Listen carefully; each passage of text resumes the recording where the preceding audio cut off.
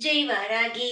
என் அன்பு குழந்தையே, நீயும் வாழ்வில் முன்னேற வேண்டும் என்பதற்காக பல முயற்சிகளையும் திட்டங்களையும் அனைத்து விஷயங்களையும் செய்து கொண்டு தான் இருக்கிறாய்.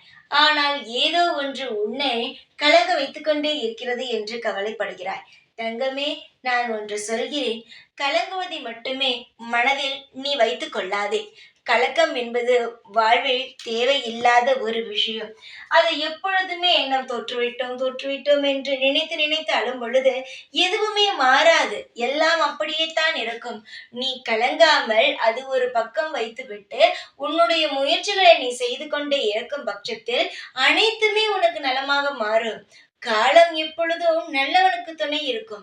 நீ நினைக்கிறாய், நான் நல்லவனாக இருந்து என்னத்தை கண்டேன் என்று. நீ நல்லவனாக இருக்கும் பட்சத்தில் தான் தெய்வமாகிய நாங்கள் அனைவருமே உன் பக்கத்தில் இருக்கிறோம்.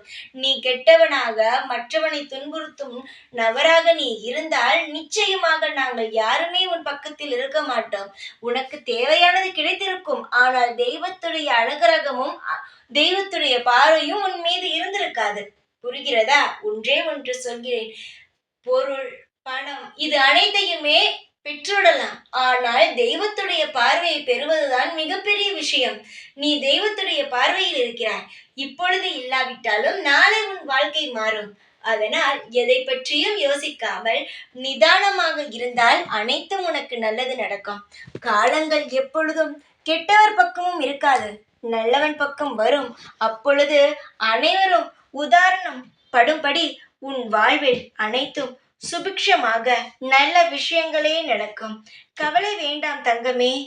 எல்லா நாளும் உனக்கு துணையாகவும் பாதுகாப்பாகவும் இந்த வாராகி தாய் நான் இருப்பேன். தைரியமாக இரு. எப்பொழுதும் உன் கூடவே இருப்பேன். இந்த வாராகி நான். ஜெய் வாராகி.